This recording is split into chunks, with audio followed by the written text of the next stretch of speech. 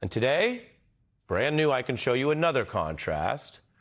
We could tell you that now both nominees have done this key interview appearance that you see here, taking questions from several reporters on stage for the National Association of Black Journalists. Now, Trump did his all the way back 48 days ago. Harris did hers this afternoon, today in Philadelphia. It's a split screen across time, if you will, which shows the very different approaches on substance, facts, and certainly style. I don't think I've ever been asked a question in such a horrible manner. First question. You don't even say, hello, how are you? First of all, let me just say it is good to be with the National Association of Black Journalists, and I thank you for the work you do and that your members do every day. I have been the best president for the black population since Abraham Lincoln. That's my answer. Better than President Johnson. So I appreciate the spirit of the question, but I'll tell you, I've often been asked this question in a way that I've had to respond by first saying that I think it's very important. How do you define DEI? Go ahead. How do you define diversity, equity, inclusion? Okay, yeah, go ahead. Is that what your definition? That is give me a definition then. Would you give me a definition DEI. of that? Give me a definition. Sir, I'm asking you a question, a very direct question. Define it for me. When you are bestowed with a microphone that is that big, there is a profound responsibility that comes with that. Contrast pretty clear. Few leaders, by the way, could really claim Abraham Lincoln's mantle. Historians haven't really put Trump, Harris, or Biden on that level. We could tell you black voters have certainly repeatedly rejected any idea of Trump as a Lincoln-level figure. Since he mentioned that there, and I played it tonight, I'll remind you, over 85% of black voters cast ballots against Donald Trump in 2022 and in 2016, an opposition that has been overwhelming and consistent. Now, today, Harris kept taking questions as a chance to emphasize how she argues that her policies, especially on the economy, can help all working-class Americans, including black households. An opportunity economy. What we can do to grow a $25,000 down payment assistance so they can just get their foot in the door. My plan is that no family, no working family should pay more than 7% of their income in child care. Understand what the public trust means. We need to speak truth about it in a way that is about deriving solutions. So that's Kamala Harris out today doing an interview there with journalists and making her pitch. You could boil that pitch down to something like solutions with details and some optimism. While lately Trump's pitch has boiled down to attacks, grievance politics, and what you see memorialized on your screen for so many voters who watch the debate, his pitch could also be boiled down to concepts of a plan, as he memorably conceded that he didn't have an actual plan, only concepts of one when it came to developing health care policy for Americans, something a former president might have figured out by now. The concepts part speaks for itself, a kind of a dog ate my homework vibe, which, by the way, continues to spawn mockery days and now a week after the debate, some likening it to the great HBO Succession character Cousin Greg, concepts of a plan, or George Costanza, who is known as an unemployed guy who always has concepts of a plan but never a full plan. Now, Trump's attacks are well known, and they may be wearing thin. What once drew outrage or sustained media cycles of reaction are now often largely dismissed or mocked, as I just showed you. And I mention that because in this new interview today, Harris did issue the usual condemnations of certain Trump lowlights.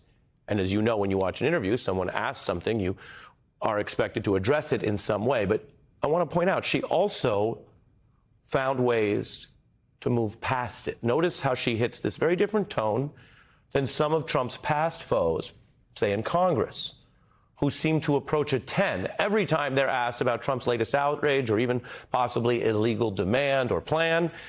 If the Trump reruns have their own sort of diminishing flavor, what I'm about to show you here is how Harris, a new character who saw the old seasons along with the rest of us, seems to be bridging to something else, asking Americans to go beyond the reruns and the predictable cycle.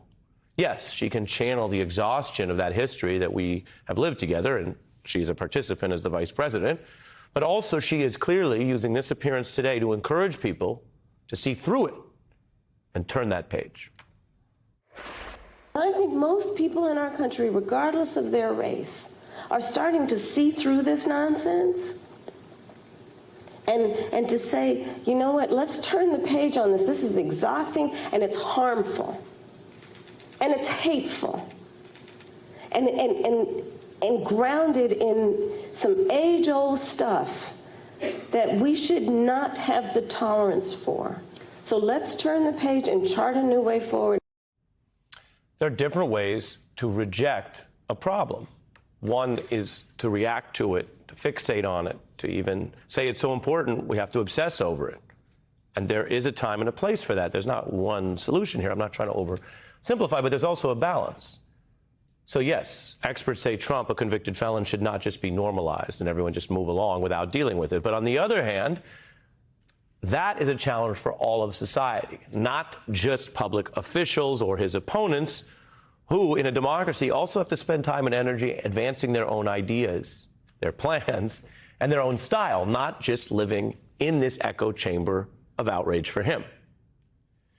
So maybe some of the early reactions to Trump were overwrought. Maybe they enabled him at times to get too much attention and energy and emotion. As one lyricist described how time can add perspective, things I once cried about are now laughable. Well, Harris can certainly laugh. Today, she even parried these efforts to try to corner or diminish her own joyous personality traits. Again, in response to this Q&A, she discussed how joy can, of course, coexist with serious pursuits. Why is joy important to you to insert into this election? And what do you make of Republicans using that as a way to suggest that you're not a serious candidate? Well, sometimes I think, and I'll say to whoever the young people are who are watching this, there are some times when your adversaries will try and turn your strength into a weakness. Don't you let them. Don't you let them. I find joy in the American people. I find joy in the ambition of the people. I find joy in the dreams of the people. I find joy in building community. And I think we should all find joy and have a sense of optimism about who we are as Americans and what we mean to each other and what we can do to lift each other up. Okay. So whatever you think about these two nominees of these two major parties, we do know Harris comes by her joy honestly. It's been in the public eye for a long time now.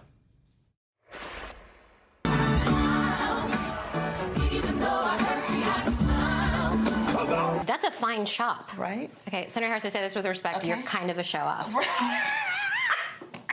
Girls, I hear you've been running from the beautiful queen that you can be becoming. I like it. Yes. This is the song of the summer, okay? So you need to tell the DJ to have that going.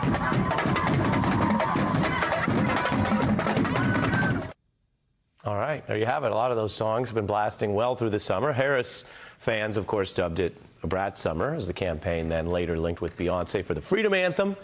Just last week, Harris got the huge Taylor Swift nod, which has driven these voter registrations and a lot of energy and enthusiasm. We haven't seen this kind of cultural excitement probably since Obama's first run, artists coming toward a candidate. And while numerically few can top Taylor Swift, I will tell you, by way of background, this is the news after all, Billie Eilish is another one of the top young artists today. At 22 years old, she has 9 Grammys already. She bested Imagine Dragons for the most hits on the Billboard Hot Rock and Alternative Song chart with that big hit, Birds of a Feather, which has over 1 billion streams on Spotify. She makes music with her talented producer-musician brother, Phineas, and that's background for another big deal to a lot of people. They came out today endorsing Harris, posting a joint video to Eilish's over 110 million Instagram followers. Today is National Voter Registration Day. We are voting for Kamala Harris and Tim Walz because they are fighting to protect our reproductive freedom, our planet, and our democracy.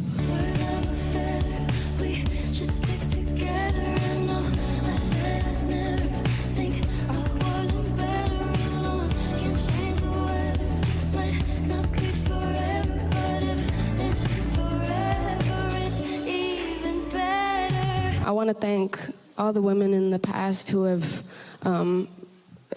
been the reason that I can be the way that I am and do what I want. We can't let extremists control our lives, our freedoms, and our future.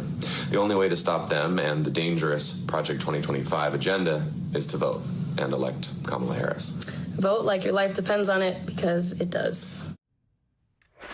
Vote like your life depends on it. Sent out, in her own words, with her brother there, to over 110 million followers. Billie Eilish is advocating a future with Kamala Harris in charge. As the singer once said, "You should see me in a crown. I'm gonna run this town." And if Harris makes Trump a two-time election loser, then the hook would also apply. Watch me make them bow, one by one, by one. You should see me in a crown. Your silence is my favorite sound. Bars. Now, these are heady times for the Harris campaign. Winning endorsements that the last Democratic nominee, the current president, I'm talking about Joe Biden, endorsements in the culture that he did not have. And there's enthusiasm here that is hard to organize on the fly and pretty impossible to purchase. And we have studied campaigns and this cycle before. The evidence shows this kind of momentum does help. That's why campaigns would rather have it than not. But none of this votes by itself. And note one other thing. These very involved, civically engaged, sophisticated young artists, I quoted one just now who's 22 years old. Most people at the age of 22 statistically do not vote at all, let alone get informed about voting in advance of an election and encourage others to register. And notice what they're doing. They keep folding their pitches and their endorsements of Harris to also conjoin with these direct appeals for people who listen to them to register, and to do it today, and to do it with a link when they put it out there.